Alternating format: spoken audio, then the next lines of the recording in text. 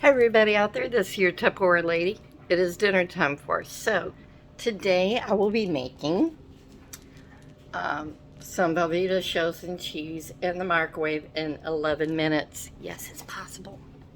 Okay, so all I did is put the package of Velveeta shells and cheese, and I covered that with some water. Okay, you don't need to fill it all the way up.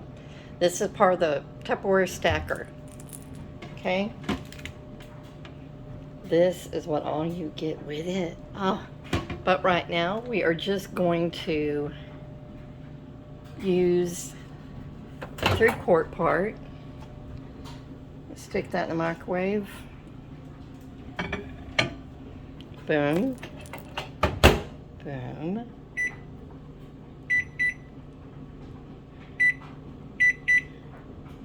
There we go. And I will be right back.